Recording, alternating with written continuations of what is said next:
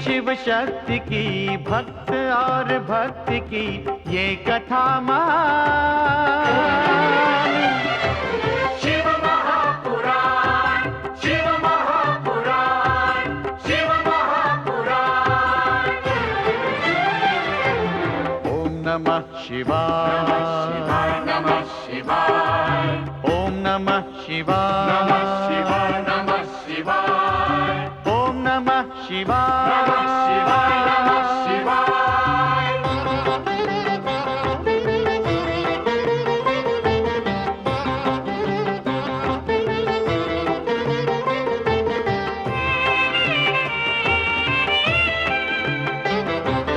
आशुतोष नीलकंठ शंभु अविनाशी, गंगाधर महादेव जो है कैलाशी। आशुतोष नीलकंठ शंभु अविनाशी, गंगाधर महादेव जो है कैलाशी। शिव का बस नाम ही, भक्ति और ध्यान ही कर दे कल्याण। शिव महापुराण, शिव महापुराण, शिव महापुराण।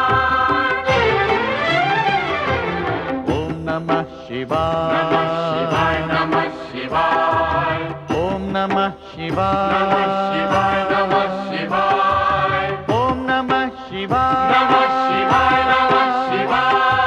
शिव महापुराण, शिव महापुराण, शिव महापुराण, शिव महापुराण, शिव महापुराण।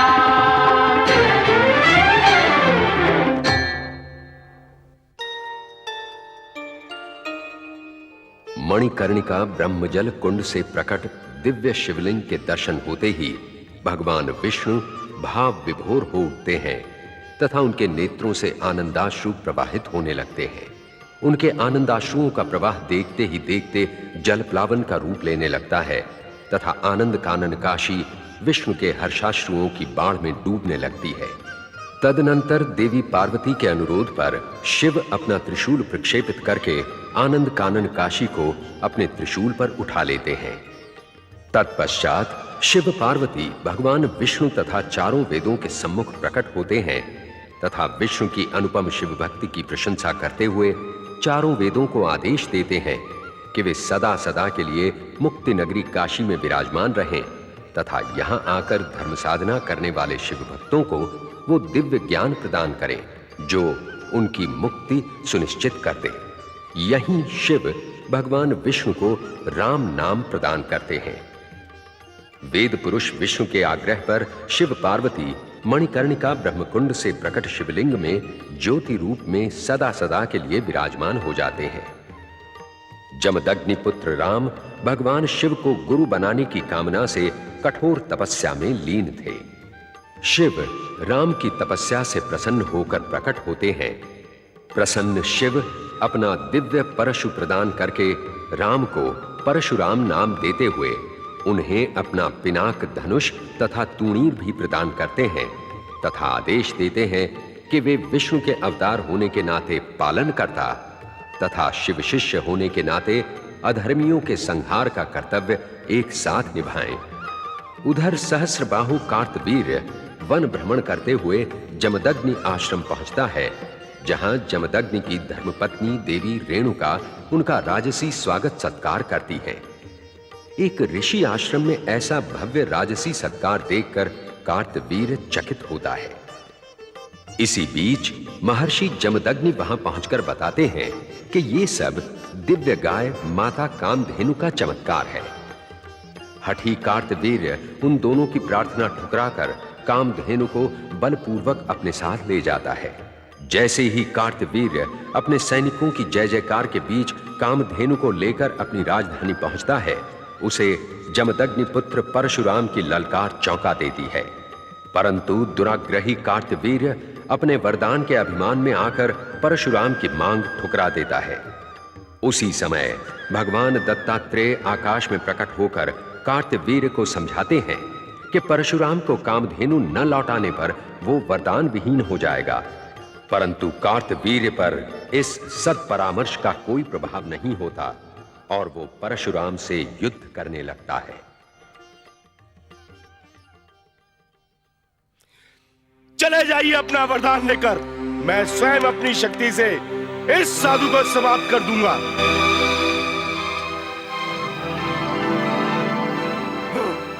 परशुराम, अब तू मेरे हाथों से नहीं बच सकता।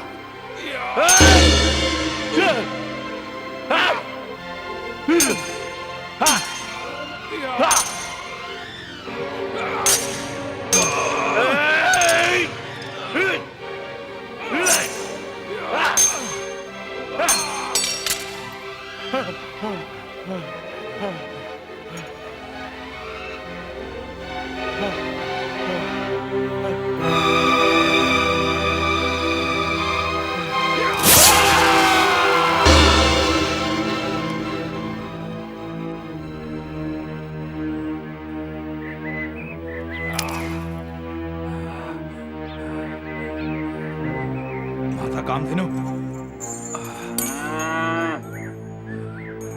चलो माता।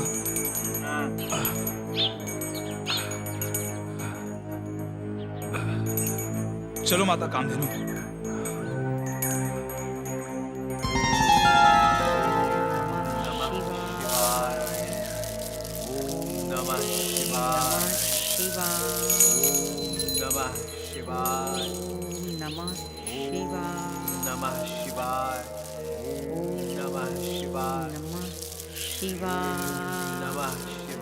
माता माता माता, कामधेनु आ गई, कामधेनु आ गई।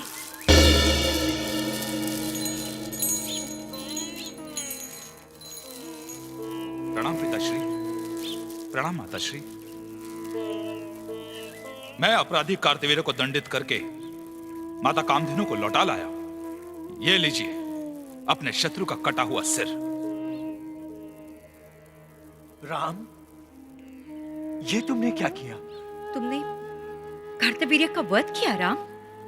भगवान शिव ने यह परशु प्रदान करते समय कहा था कि इसका उपयोग अन्याय और अत्याचार के विरुद्ध करना। मैंने इसी परशु से अपराधी कार्तवीर्य का शिरच्छेदन किया है। तुमने कार्तवीर्य का संहार करके अनुचित कार्य किया है परशुराम। मैंने तुम्हें अन्याय का प्रतिकार करने की आज्ञा दी थी, सहस्त्रबाहु कार्तवीर्य का वध करने की नहीं। उसने अपने बल के गर्व पर मेरा प्रतिरोध किया, मुझे समाप्त कर देने की चेष्टा की। उस अपराधी को समाप्त करने के अतिरिक्त मेरे पास और कोई भी उपाय नहीं था। क्रोध से क्रोध का प्रतिकार नहीं होता वत्स। हम ब्राह्मणों का भूषण क्षमा है। विवेक तथा शांति के बिना ब्राह्मण ब्राह्मण नहीं रहता। कार्तवीर्य का वध करके तुमने ब्राह्मणत्व को दोष लगाया है। इस दोष के परिहार के लिए तुम्हें प्रायश्चित करना होगा। प्रायश्चित? क्यों स्वामी? यदि आपकी यही आज्ञा है तो मैं प्रायश्चित करने के लिए प्रस्तुत हूं तात। परंतु मेरा हृदय कह रहा है कि अन्याय और अत्याचार के विरुद्ध एक ब्राह्मण का शस्त्र उठाना अनुचित नहीं है। अपराधियों को क्षमा करना अपराध को बढ़ावा देना है। ब्राह्मण होने के नाते हमें शास्त्रोक्त विधि विधान का पालन करना होता है परशुराम। ऋषि परंपरा के अनुसार कार्तवीर्य के वध के प्रायश्चित के लिए तुम्हें 1 वर्ष तक इस आश्रम से दूर रहकर शिव आराधना करनी होगी। आपकी आज्ञा शिरोधार्य है तात। पुत्र परशुराम, इस नरमुंड को आश्रम से दूर सम्मान पूर्वक जल समाधि दे देना। मैं आपकी आज्ञा का पालन करूंगा। प्रणाम माते, प्रणाम पिताश्री।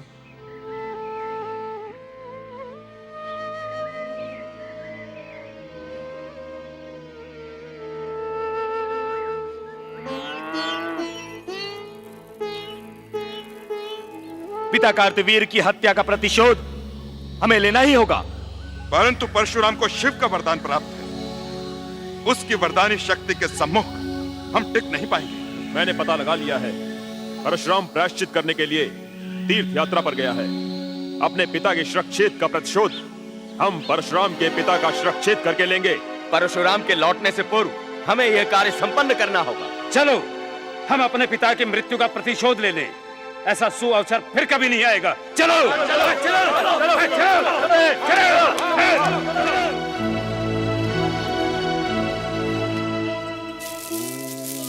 नमः शिवाय। ओम नमः शिवाय। ओम नमः शिवाय। ओम नमः शिवाय। ओम नमः शिवाय।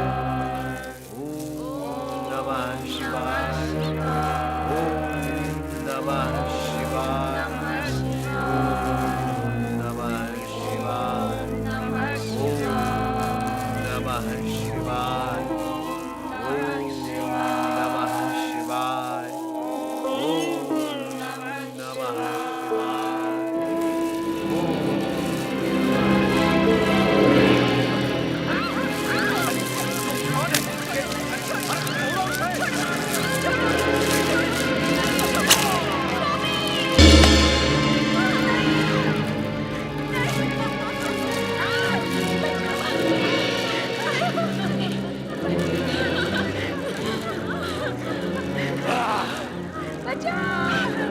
हमने अपने पिता कार्तवीर की हत्या का प्रतिशोध ले लिया है। स्वामी, हमारे पिता के हत्यारे परशुराम, अब तू भी पिता विहीन हो गया है। परशुराम, इस प्रकार अपने पिता के वियोग में हमने आंसू बहाए थे, अब तू भी उसी प्रकार आंसू बहाएगा। पुत्र परशुराम, पुत्र परशुराम। सहस्त्रबाहु कार्तवीर्य अमर है। चलो, हमने प्रतिशोध ले लिया है। पुत्र परशुराम, पुत्र परशुराम, पुत्र परशुराम, पुत्र परशुराम। पुत्र परशुराम, नमः शिवाय। पुत्र परशुराम,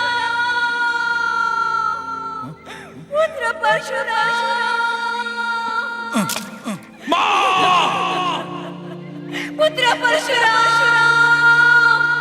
महाराज पिताश्री, हमने आपकी मृत्यु का प्रतिशोध ले लिया है। पिताश्री, हम आपके मस्तक के बदले में शत्रु के पिता का मस्तक लेकर आए हैं। सावधान! अत्याचारी पिता के अपराधी पुत्रों, अब तो अपने पिता की जय जयकार के लिए जीवित नहीं रहोगे।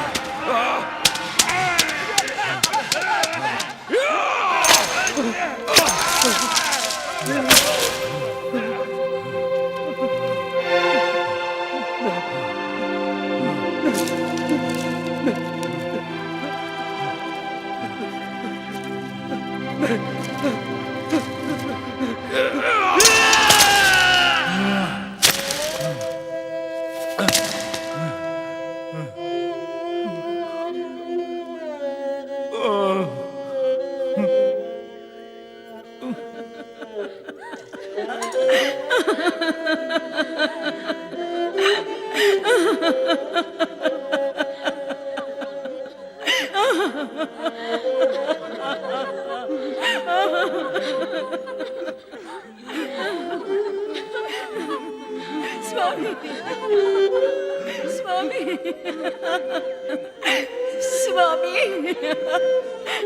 माता श्री, परशुराम, परशुराम, परशुराम।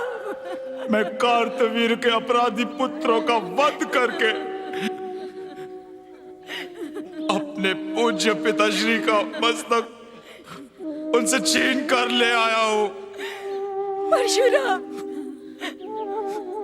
स्वामी, तुम्हारे पिता बैर भावना की बलि वेदी पर चढ़कर परलोक सिधार गए हैं। अब ये निर्जीव मस्तक मेरे किस काम का? मैं विधवा बनकर जीवित रहना नहीं चाहती। मैं विधवा बनकर जीवित रहना नहीं चाहती। तुम अपने इस परशु से मेरा मस्तक विधड़ से अलग कर दो। नहीं माता, ऐसा मत कहो। मेरे जीते जी मेरी मां विधवा नहीं हो सकती। इस सत्य को स्वीकार करना ही होगा पुत्र। तुम्हारे पिता स्वर्ग सिधार गए हैं। ये छिन्न मस्तक शरीर अब निष्प्राण हो चुका है। तुम मुझे भी अपने पिता के पास पहुंचा दो। मुझे भी अपने पिता के पास पहुंचा दो। कदापि नहीं। सर्वशक्तिमान शिव, मेरे गुरुदेव अपने शिष्य पर आए हुए संकट का समाधान वो अवश्य करेंगे।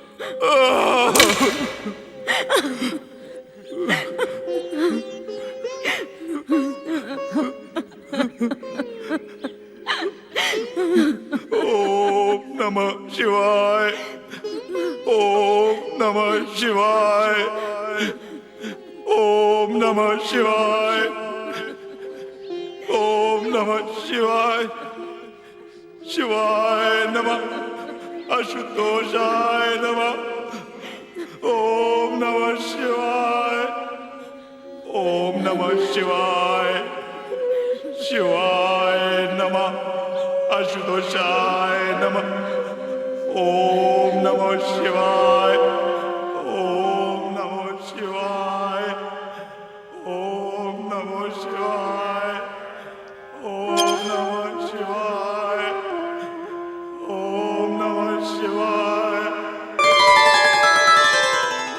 ओम नमः शिवाय,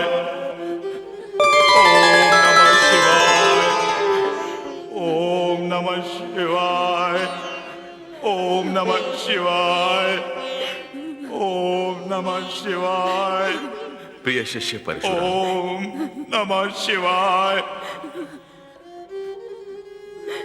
प्रभु,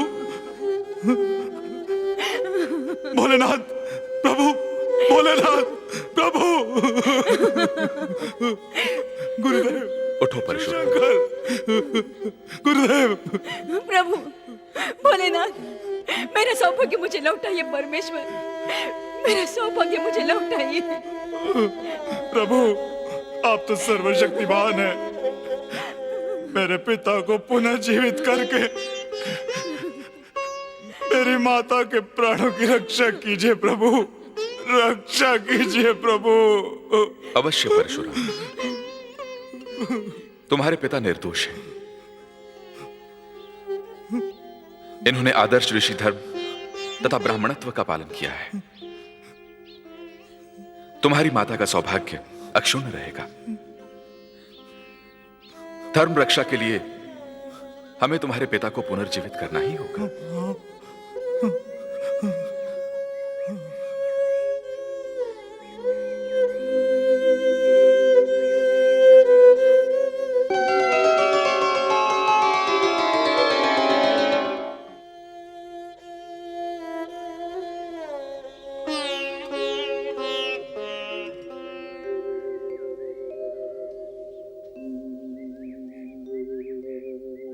भगवान शिव शंकर की।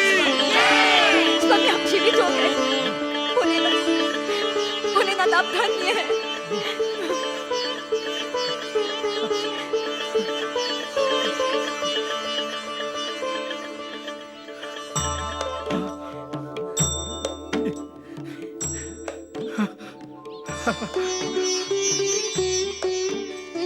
भगवान, भगवान भोलेनाथ, आपने इस आश्रम को पावन किया। हम धन्य हुए। आपकी कृपा अपार है भोलेनाथ। जमदग्नि ऋषि, आपके सुकृत्यों के फलस्वरूप हम आपको सप्त ऋषियों के साथ स्थान ग्रहण करने का गौरव प्रदान करते हैं। अब आपकी गणना महान सप्तऋषियों में होगी। इस कृपा के सम्मुख मैं नतमस्तक हूं महादेव, मैं नतमस्तक हूं। शिष्य परशुराम, हमने जो तुम्हें दिव्य अस्त्र प्रदान किए हैं, उनका प्रयोग तुम्हें निरंकुश शासकों पर अंकुश रखने के लिए करना होगा। एक आदर्श ब्राह्मण का कर्तव्य सत्ता में सम्मिलित होना नहीं, अपितु सत्ता को संयमित रखना तथा शासकों को अपराध एवं अत्याचार करने से रोकना है। आपकी आज्ञा शिरोधार्य है प्रभु। शिष्य परशुराम, इन दिनों क्षत्रियों में अत्याचार एवं अनाचार की दूषित प्रवृत्ति जाग उठी है। इस प्रवृत्ति का शमन करने के लिए तुम्हें विशेष प्रयत्न करना होगा। जो आज्ञा परमेश्वर। इस कार्य के पश्चात तुम ब्राह्मणों के समक्ष तपस्या का नया उदाहरण प्रस्तुत करोगे। अपनी आज्ञा स्पष्ट करें परमेश्वर। परशुराम, तुम महेंद्र पर्वत पर अखंड तपस्या करोगे। तुम्हारी तपस्या के प्रभाव से वो पावन भूमि परशुराम की तपोभूमि के रूप में युगों युगों तक धर्मात्माओं को तपस्या की प्रेरणा देती रहेगी। जो आज्ञा गुरुदेव शिवशंकर। मैं इसी क्षण से आपकी आज्ञा में प्रवृत्त होता हूं। तुम्हारा कल्याण हो शिष्य परशुराम, तुम्हारी कीर्ति अक्षुण्ण हो। ओम नमः शिवाय, ओम नमः शिवाय, ओम नमः शिवाय, ओम नमः शिवाय, ओम नमः शिवाय, ओम नमः शिवाय, ओम नमः शिवाय, ओम नमः शिवाय, शिवाय नमः, ओम नमः शिवाय, शिवाय नमः, ओम नमः शिवाय, शिवाय नमः, ओम नमः शिवाय, शिवाय नमः, ओम नमः शिवाय, शिवाय नमः, ओम नमः शिवाय, शिवाय नमः, ओम शिवाय,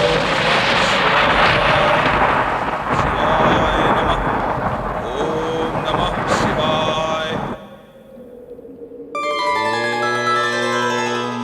नमः शिवाय, ओम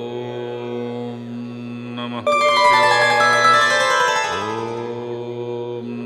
शिवाय, ओम नमः शिवाय, ओम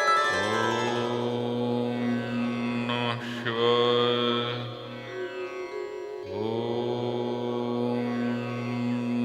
शिवाय, ओम नमः शिवाय, ओम नमः शिवाय, ओम नमः शिवाय, ओम नमः शिवाय, ओम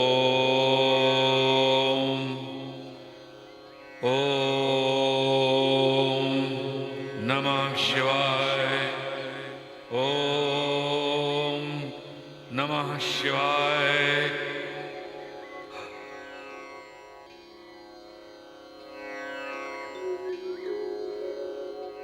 प्रभु शिव शंकर,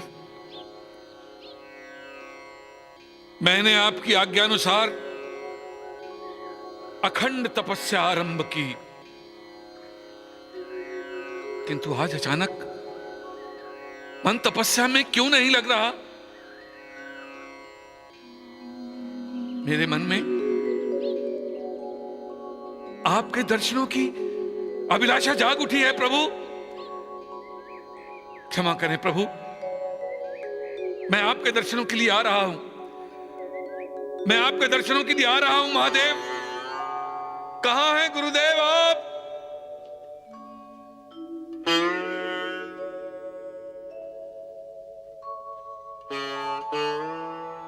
गुरुदेव, गुरुदेव, कहां हैं आप? गुरुदेव,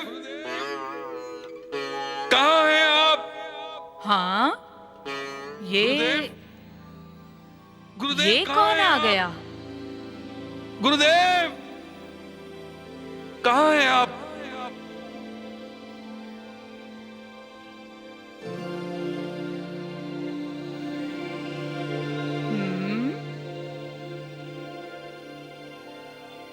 कौन है आप?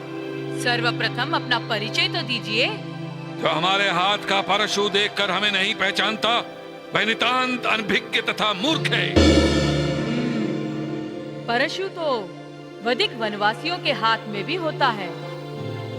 आप भी कोई वनवासी प्रतीत हो रहे हैं मुझे। भाषा भी आपकी वैसी ही है। तो जैसे वाचाल के लिए मैं वधिक ही हूं। हट जा मेरे मार्ग से। तुम जैसा अवांछनीय व्यक्ति यहाँ तक प्रवेश कर आया, अब आगे जाने की अनुमति चाहते हो? मुझे अनुमति की आवश्यकता नहीं है। यदि तू मेरे मार्ग से नहीं हटा तो मैं तुझे उठा के फेंक दूंगा। मेरा भार कुछ अधिक है। मैं तुझ जैसा विचित्र प्राणी पहली बार देख रहा हूं। पुरुष का शरीर और मुख गज का। मैं उत्पन्न ही इसीलिए हुआ हूँ। इसीलिए मेरी पूजा पहले की जाती है। मेरी पूजा के पश्चात ही सृष्टि के सारे देवताओं को उनकी पूजा स्वीकार होगी। मैं आपसे न अपनी पूजा करवाऊंगा, न आपको प्रवेश करने दूंगा। क्यों नहीं प्रवेश करने दोगे? माता पिता का आदेश है कि किसी अवांछनीय व्यक्ति को प्रवेश न करने दिया जाए। धृष्ट! एक परम शिव भक्त और शिव के शिष्य को अवांछनीय व्यक्ति कहने का साहस कैसे हुआ तुम्हें? मैंने आप जैसा महाक्रोधी यहाँ पहले कभी नहीं देखा। आप यदि परम शिव भक्त अथवा शिव शिष्य होते तो क्या पहले मुझे दिखाई नहीं देते? लगता है आप कोई मिथ्याभाषी हैं। मुझे मिथ्याभाषी कहने वाले, मैं तेरा अस्तित्व ही मिटा दूंगा। हट जा मेरे रास्ते से। हटना ही होता तो तुम जैसे दुराग्रही से व्यर्थ विवाद नहीं करता। तुम्हारी भलाई इसी में है, चुपचाप यहाँ से लौट जाओ।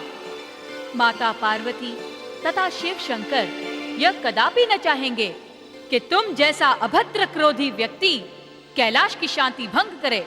गजमुख! यदि तुझे अपने प्राण प्रिय हैं तो चुपचाप मुझे शिव दर्शन के लिए जाने दे, अन्यथा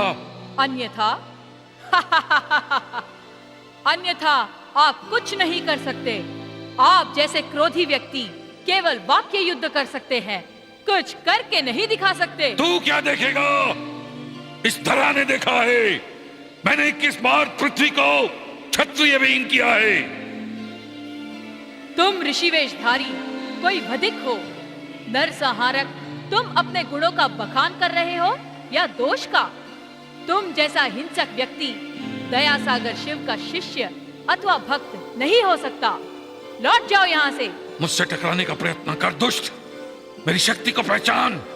मैं भगवान विष्णु का अंशावतार हूँ। सृष्टि पालक भगवान विष्णु का अंशावतार एक संहारक नहीं हो सकता। परशुधारी, अभिमानी, तुम क्रोध के आवेश में सत्य असत्य का विवेक खो बैठे हो। गणेश के सम्मुख तुम्हारी एक न चलेगी। चले जाओ यहाँ से। जमदग्निपुत्र जहां जाता है वांछित कार्य किए बिना नहीं लौटता। मुझे अब जाने दे, अन्यथा तेरा शरीर मेरे परशु से खंड खंड होकर भूमि सात हो जाएगा। मैं चाहूं तो तुमको अपनी सूंड में लपेटकर तीनों लोकों में घुमाता हुआ पाताल में फेंक दूं।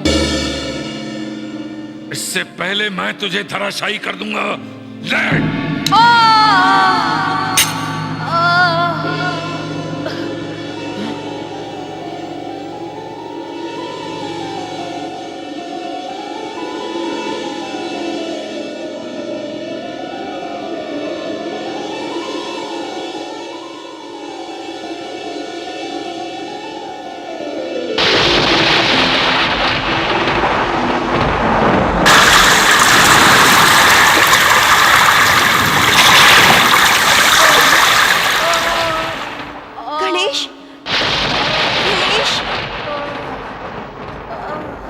गणेश, क्या हुआ पुत्र? क्या हुआ पुत्र? क्या हुआ? ये क्या हो गया? माते, इस क्रोधी ने मेरा एक दांत तोड़ दिया। परशुराम! नहीं देवी पार्वती। गुरुदेव,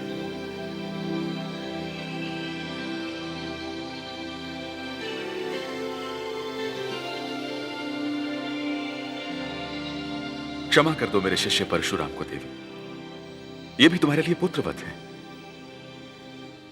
क्रोधावेश में आकर इन्होंने गणेश पर प्रहार करने से पूर्व इनका परिचय नहीं प्राप्त किया। निश्चय ही मुझसे घोर अपराध हुआ है गुरुदेव। अज्ञानतावश मैंने अपने अनुज गणेश पर प्रहार कर दिया। गणेश एक दंत हो गए, इन्हें तो एक दंत होना ही था परशुराम। ये आप क्या कह रहे प्रभु? इनके परशु के प्रहार से मेरा गणेश। तुम्हारा गणेश अतुल बलधारी अजर अमर है देवी। संसार की समस्त संहारक शक्तियां मिलकर भी गणेश का कोई अहित नहीं कर सकती। एक दंत होना तो गणेश की लीला मात्र है। एक दंत गणेश स्तुति की कड़ी बन जाएगी। महादेव, मैं तो आपके और माता पार्वती के दर्शन करने आया था। मेरे हाथ ऐसा अनर्थ हो गया, मैं बहुत लज्जित हूं गुरुदेव। पश्चाताप न करो परशुराम। हमने पार्वती नंदन गणेश को सर्वप्रथम पूजा का अधिकार प्रदान किया है। इन्हें प्रणाम करके प्रसन्न करो। नहीं भैया परशुराम, मैं तुम्हारे प्रणाम का अधिकारी नहीं। कुछ भूल मुझसे भी हुई है। सर्वप्रथम माता पिता को ही प्रणाम किया जाता है। जय उमा महेश्वर। जय माता पार्वती।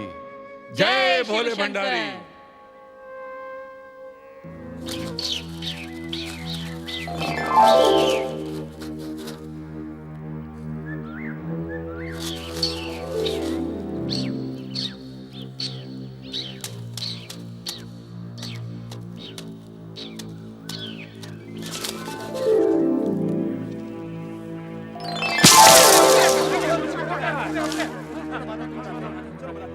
माते, माते वत्सला।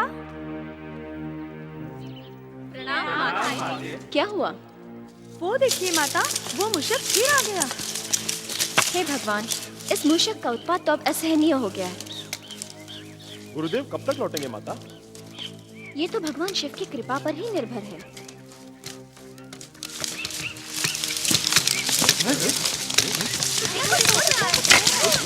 क्या हो क्या रहा है?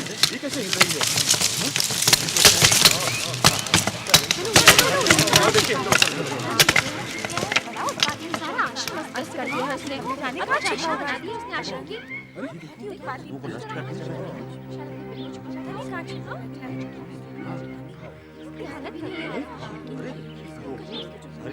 सारी वस्तुएं नष्ट कर दी हैं इस दुष्ट मूषक ने। वो देखिए, फिर बिल में समा गया।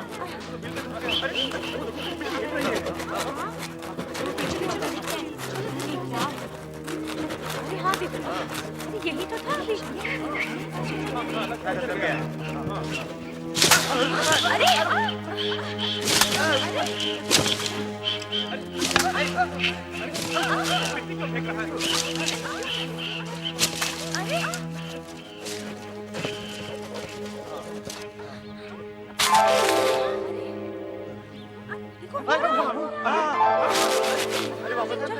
हाँ इसी के अंदर है। पत्थर मारो उसे। यही है, इसी के अंदर है। और मारो पत्थर। अंदर है वो। हाँ, मारो पत्थर। वो तो वहाँ है और तुम इसे यहाँ मार रहे हो।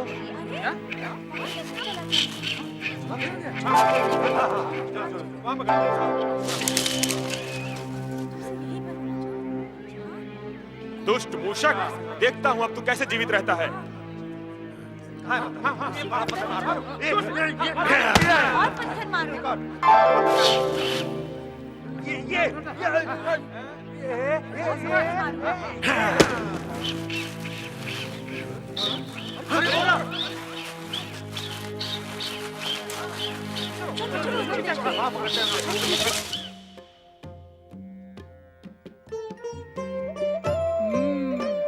मोदक मुझे अति प्रिय है।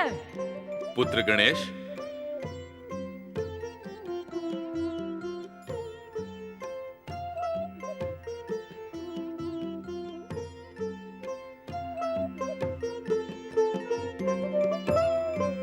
प्रणाम। आयुष्मान भव। पुत्र गणेश, तुम प्रसन्न तो हो ना? अति प्रसन्न हूँ पूज्यवर। अच्छा बताओ, आज तुमने कौन कौन से कार्य किए? विशेष तो कोई कार्य नहीं किया। जया विजया मोदक मिष्ठान लाती रही, मैं खाता रहा। वे बार बार स्मरण दिलाती रही कि गणेश तुम दुर्बल हो रहे हो। मैं अपने उदर पर हाथ फिराता रहा। आप सुन रहे हैं ना इसकी चतुराई की बातें? हाँ देवी, तुम बड़े ही मधुर भाषी हो गणेश। देवी पार्वती ने तुम्हें उत्पन्न करके जगत पर महान उपकार किया है। उपकार? पुनः जीवित करके एवं प्रथम पूजा का अधिकार देकर उपकार आपने किया है तात। हर हर महादेव। जय शिव शंकर। ओम नमः शिवाय। प्रभु, ऋषिवर पराशर आपके दर्शन को पधारे हैं।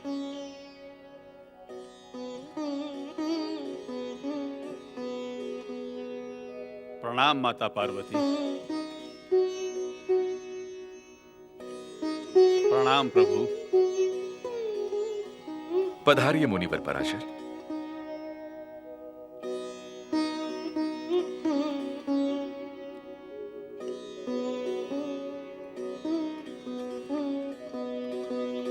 पुत्र गणेश, मुनिवर पराशर को प्रणाम करो।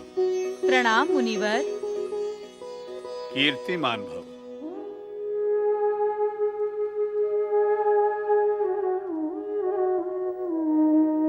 मुनिवर, उद्विग्न मन, मुख पर चिंता के भाव, सब कुशल तो है ना? कुशल की अभिलाषा लेकर ही तो आपके चरणों में एक निवेदन करने आया हूं। निवेदन? कहिए मुनिवर, कहिए। हमारे आश्रम में प्रभु एक मूषक ने ऐसा आतंक मचा रखा है कि जीवन दूभर हो गया है। मूषक से मुनिवर इतना भयभीत? एक पत्थर उठाकर मार दीजिए, भय समाप्त। साधु किसी की हत्या नहीं करते, इनके धर्म की यही नीति है पुत्र।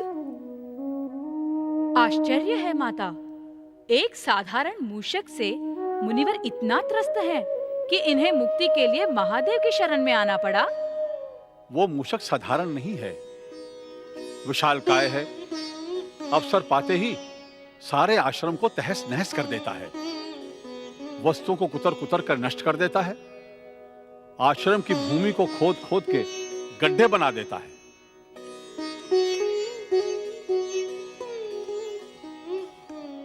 आज्ञा हो तो कुछ निवेदन करूं तात? हाँ हाँ, कहो वत्स। मेरे कार्य करने का अवसर आ गया है। आप अनुमति दें तो मैं मुनिवर की सेवा के लिए प्रस्थान करूं। मूषक बहुत ही चतुर होता है वत्स। वो बुद्धिमान तथा बलवान दोनों को चका देता है। महादेव का कहना सत्य है गणेश। उसे पकड़ने की सारी युक्तियां व्यर्थ गईं। वह बहुत धूर्त है। उसका सामना मुझसे होने पर ही कोई निर्णय हो सकता है। ऐसे विशाल मूषक को वश में करने के लिए किसी शक्तिशाली की आवश्यकता है। माता, बलशाली से अधिक बुद्धिशाली की आवश्यकता है। उस मूषक से खेलने के लिए मेरा मन उत्सुक हो रहा है। हमें विश्वास है वत्स कि तुम उस मूषक को अवश्य वश में कर लोगे। मुझे विश्वास तथा शक्ति आप दोनों के आशीर्वाद से ही प्राप्त होगी। जाओ पुत्र गणेश, मुनि पराशर की चिंता दूर करो। चलिए विघ्नेश्वर। अवश्य। हर हर महादेव। जय माता पार्वती। चलिए मुनिवर।